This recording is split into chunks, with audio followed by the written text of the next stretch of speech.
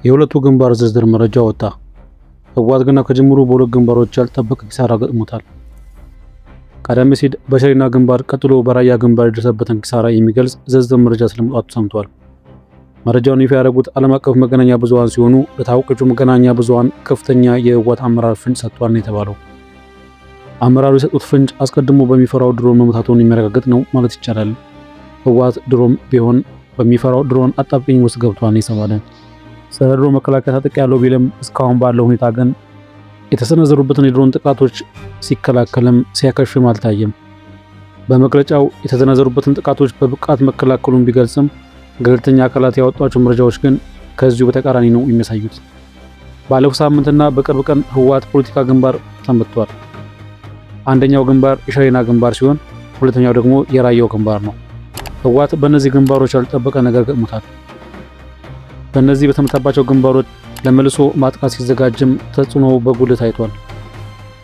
ሆኖም ግን በሸሪና ካምፕ ላይ ከባድ ውድመት አስተናግደው ወደ ሱዳን ድንበር ያፈገፈጉት የህወሓት አርሚ 13 እና አርሚ 7 አባላት ለመልሶ ማጥቃት የተደራጁ ስለመሆናቸው መረጃ ወጥቷል። እነዚህና ሌሎች አዳዲስ መረጃዎች ይዘናል። አብራችሁን ቆዩ።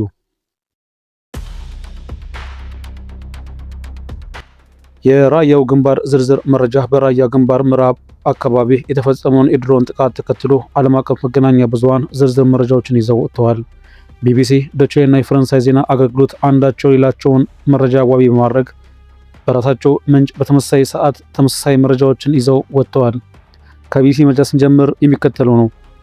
በራያ ማጣ ወረዳ መሪዋ የተባለ ቀበሌ ላይ በተፈጸመ የድሮን ጥቃት የሰዎች ህይወት ማለፉን የአካባቢ ባለስልጣናትና የትግራይ ሌሎች ምንጮች ተናግረዋል።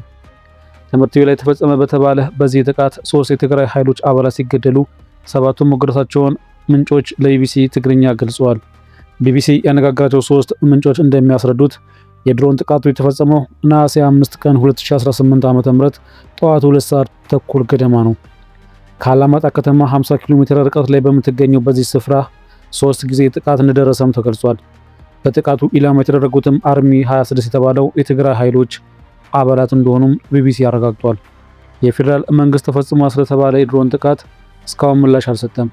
እንደ ፌዴራል መንግስት ሁሉም በዶክተር ደብረጽዮን ገብረ ሚካኤል የሚመራ አስተዳደርም ስለ ጥቃቱ እስካሁን በይፋ አስተያየት አልሰጠም። ቢቢሲ ትግርኛ ያነጋገራቸው አንዳንድ የትግራይ ኃይሎች ምንጭ ግን ጥቃቶቹ የተፈጸሙት ገበያ፣ ባህር ዳር እና ቢሾፍቱ ከተሞች በተነሱ ድሮኖች ነው ሲሉ ክሳቸውን አቅርበዋል። አንዲት ድሮን ጠዋት ከባህር ዳር ተነስታ እንደሄደች አውቀናል፣ ሳትዞር በቀጥታ ነው የደበደበችን ሲሉም ተደምጠዋል። ባለፈው ሰኞ በትግራይ ኃይሎች ላይ የድሮን ጥቃት መፈጸሙን የሚገልጽ መረጃ የወጣው በአካባቢው በፌዴራል መንግስትና በህወሓት መካከል የተፈጠረውን ከፍተኛ ውጥረት በተካረረበት ወቅት ነው። ከቢቢሲ በመቀጠል ጉዳዩ ላይ ዘገባ የሰራው ሌላኛው መገናኛ ብዙሃን ዶቼ ቬለ ነው።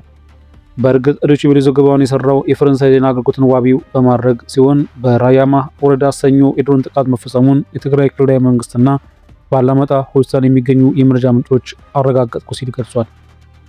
ጥቃቱ የተፈጸመው መርዋ በተባለ ቦታ እንደሆነም የትግራይ ክልል ምክትል ፕሬዝዳንት የፍትህ ቢሮ ኃላፊ አቶ አማኑኤል ለፈረንሳይ ዜና አገልግሎት ተናግረዋል ነው የተባለው። ይህም የህወሓት አመራሮች ቀድሞ በሚፈሩት ድሮን እንደተጠቁ አመራሩ ፍንጭ የሰጡበትና ያረጋገጡበት መረጃ ተደርጎ ተወስዷል። ህወሓት የተዘጋጀበትን ጦርነት ገና በይፋ ሳይጀምር በድሮን ተደጋግሞ እየተመታ ይገኛል።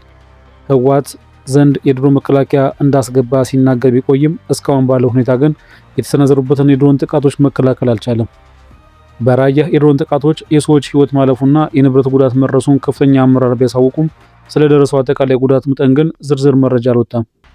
የመከላከያ ሰራዊት ቃል አቀባይ ስለ ጥቃቱ በፈረንሳይ ዜና አገልግሎት ጥያቄ ቢቀርብላቸውም ማረጋገጫም ቢሆን ማስተባበያ አልሰጡም። ባላማጣ ሆስፒታል የሚገኙ መረጃ ምንጮች 4 የትግራይ ታጣቂዎች በጥቃት መጎዳታቸውን እንደተናገሩም የፈረንሳይ ዜና አገልግሎት በዘገባው አመላክቷል። ስማቸው ያልተገለጸው የመረጃ ምንጭ በጥቃቱ ከቆሰሉ ታጣቂዎች መካከል 2ቱ የቀዶ ሕክምና እንደተደረገላቸው አስረድተዋል። አቶ አማኑኤል በጥቃቱ ከፍተኛ ሁለተኛ ደረጃ ትምህርት ቤት ጨምሮ መመታቱን ተናግረዋል። ይሁንና የፈረንሳይ ዜና አገልግሎት ጉዳዩን በገለልተኛነት እንዳላረጋገጠም በዘገባው ጠቁሟል።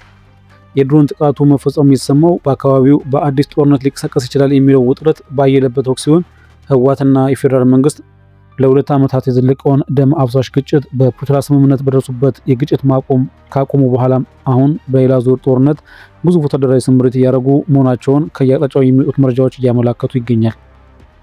የሽሬናው ዝርዝር መረጃ ባለፈው ሐምሌ 25 2018 ዓ.ም የመንግስትና የትግራይ ሽሬና በተባለው የሱዳን አዋሳኝ ስፍራ ላይ ከባድ ግጭት ገብተው እንደነበር ይታወሳል። ግጭቱ በከባድ መሳሪያና በድሮን የታገዘ እንደነበርም በስፍራው ፍንዳታዎች፣ የከባድ መሳሪያዎች ተኩስና የአውሮፕላን ድምጾችን ማሰማቱን በወቅቱ በስፋት ዘግቧል። በህወሓት ሊቀመንበር ዶክተር ደብረጽዮን ገብረ ሚካኤል የሚመራው የክልል አስተዳደር በዕለቱ ባወጣው መግለጫ ፌዴራል መንግስት ግልጽ ጦርነት ከፍቷል ሲል መክሰሱ ይታወሳል። የፌዴራል መንግስት ስለ ክስተቱ ምላሽ ባይሰጥም የመስኖና ቆላማ አካባቢ ሚኒስቴር እንዲሁም የብልጽግና ስራ አስፈጻሚ አባል ዶክተር አብርሃም በላይ ግን የህወሓት ኃይሎች ጦርነት እንደከፈቱ በመግለጽ ክሳቸውን አሰምተዋል። የህወሓት መሪዎች ባለፉት ሳምንታት በክልሉ ባካሄዷቸው ስብሰባዎች ላይ ገዢውን የብልጽግና ፓርቲን ለማስወገድ ሲዝቱ ከመሰማታቸው በተጨማሪም በክልሉ መገናኛ ብዙሃንም በተመሳሳይ ዘገባዎች ሲቀርቡ ታይተዋል። በደብረ ጽዮን የተመራው ህወሓት አመራር ጊዜ አስተዳደሩን ከተቋጠረ ወዲህ ከፌዴራል መንግስት ጋር ከፍተኛ ውጥረት ተፈጥሮ ግጭት ሊቀሰቀስ ይችላል የሚል ስጋት ተፈጥሮ እንደነበርም ይታወሳል። እስካሁን በሁለቱ ግንባሮች ማለትም በራያና በሽሬና የታዩት ጥረቶችም ለዚሁ ማሳያ ናቸው። በሽራሮ በደረሰ የድሮን ጥቃት በደርዘን የሚቆጠሩ ሰዎች መገደላቸውን የሚያመላክቱ መረጃዎች ወጥተዋል። በቅርቡ በሽራሮና በአካባቢ በተፈጸመ ጥቃት በደርዘን የሚቆጠሩ ሰዎች የተገደሉ ሲሆን ከ30 በላይ የሚጠጉ ደግሞ በከተማው መድኃኔዓለም ቤተክርስቲያን መቀበራቸው ቅድሚያ ለሰብአዊ መብቶች ኢትዮጵያ ይፋ ባደረገው ሪፖርት ላይ አመላክቷል። ተቋሙ ባወጣው አዲስ የምርመራ ሪፖርት ላይ እንዳመላከተው በፌዴራል መንግስትና በትግራይ ኃይሎች መካከል የሚታየውን ወታደራዊና ፖለቲካዊ አደገኛ ሁኔታ እየተባባሰ ይገኛል ሲል ስጋቱን አጋርቷል። ተቋሙ ከሐምሌ 2016 አውሮፓውያን አቆጣጠር ባካሄደው ክትትል መሰረት በክልሉ እንደተካሄደ ያለው የግዳጅ ወታደራዊ ምልመላ የወታደር ኃይል ማሰባሰብ ብሎ በነሐሴ 1 ቀን 2026 በሽሬና አካባቢ የተከሰተው ግጭት ሁኔታውን ወደ ሰፊ ጦርነት ሊያሸጋግረው የሚችል አደገኛ አመላካች ነው ሲል ተደምጧል። ከዚህ ጎን ለጎን ህወሓት በፕሪቶሪያ ስምምነት ፈርሶ የነበረውን ምክር ቤት እንደገና ማቋቋሙ ብሎም የክልሉን አስፈጻሚ አካል ማዋቀሩ ከፌዴራል መንግስት ጋር ያለውን ግንኙነት እያወሳሰበው መጥቷል። በሁለቱ ወገኖች ስር ባለው መገናኛ ብዙሃን የሚሰራጩ የግጭት ትርክቶችና ጸባጫሪ ንግግሮች ከፈረንጆቹ 2020 የትግራይ ጦርነት ዋዜማ ጋር የሚመሳሰል አዝማሚያ እያሳዩ መሆኑን በሪፖርቱ አመላክቷል። ተቋሙ የአፍሪካ ህብረት፣ የአውሮፓ ህብረት፣ አሜሪካና ሌሎች አካላት የዲፕሎማሲ ጥረታቸውን በማጠናከር አገሪቱ ወደ አዲስ ግጭት እንዳትመለስ የቅድመ ግጭት መከላከል ስራ እንዲሰሩ ጥሪውን አቅርቧል። በሌላ ወገን የሰሜን ኢትዮጵያ ውጥረት ከቁጥጥር ውጭ የወጣ መሆኑን መታዘብ ይቻላል። ህወሓት ገና ከወዲሁ የድል ሽሚያ ውስጥ ለመግባት በሚመስል መልኩ የተገደሉ ተዋጊዎችን በሚስጥር ቀብሮ ተገኝቷል። በቅርቡ በሽሬና አካባቢ በተፈጸመ የድሮን ጥቃት በደንብ የሚቆጠሩ ተዋጊዎች የተገደሉ ሲሆን ከ30 በላይ የሚጠጉ ተዋጊዎችን ህወሓት በሚስጥር ቀብሯቸው ተገኝቷል። በሽራሮ መድኃኔዓለም ቤተክርስቲያን አቅራቢያ በተሰነዘረ የድሮን ጥቃት በርካታ ተዋጊዎች የተገደሉ ሲሆን ከ30 በላይ የሚጠጉት ከተማ ውስጥ ተቀብረዋል ነው የተባለው። የህወሓትና የፌዴራል መንግስት ወታደሮች በሽሬና ውስጥ ውጊያ ማድረጋቸውን ተከትሎ በውጊያው ስለተገደሉ ሰዎች የሚወጡ መረጃዎች ተቃራኒ ሆኖ ታይተዋል።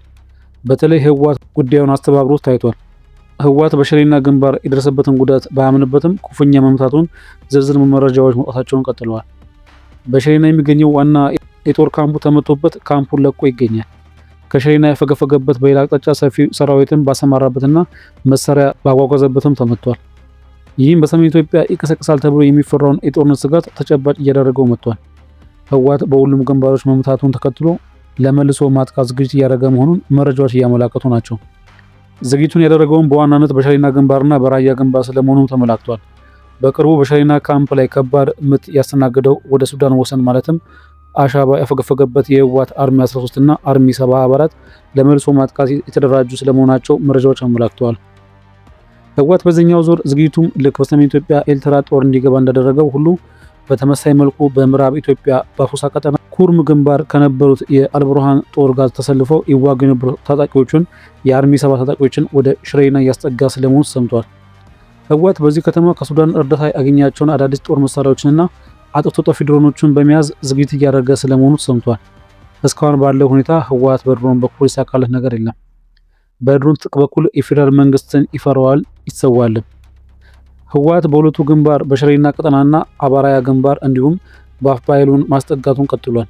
በተመሳሳይ የፌዴራል መንግስትም ግዙፍና ከፍተኛ ወታደራዊ ስምሪት በማድረግ ጦሩን በተጠንቀቅ ላይ እንዲቆም ትዕዛዝ መስጠቱን የሚያመላክቱ መረጃዎች ተከታታይ ሲወጡ ታይተዋል። ስለዚህም የፌዴራል መንግስትና ህወሓት ወደ ሌላ ዙር ጦርነት የመግባታቸው እድል ሰፍቷል ነው የተባለው። በሁሉም በኩል ከፍተኛ የተባለው ወታደራዊ ጥረት በሰሜን ኢትዮጵያ በሽሬና በራያ ግንባር እንዲሁም በአፋርና በምዕራብ ኢትዮጵያ በቤኒሻንጉል ጉሙዝ ክልል እየጨመረ መጥቷል። ውጥረቱም በጠቀሱት አካባቢዎች ከፍ ከማለት ጋር ተያይዞ የጦርነት ስጋት ተጨባጭ እየሆነ መጥቷል። ሰላም ለሀገራችን፣ ሰላም ለቀጠናው ይሁን። አበቃን። ሰናይ ጊዜ ተመኘን።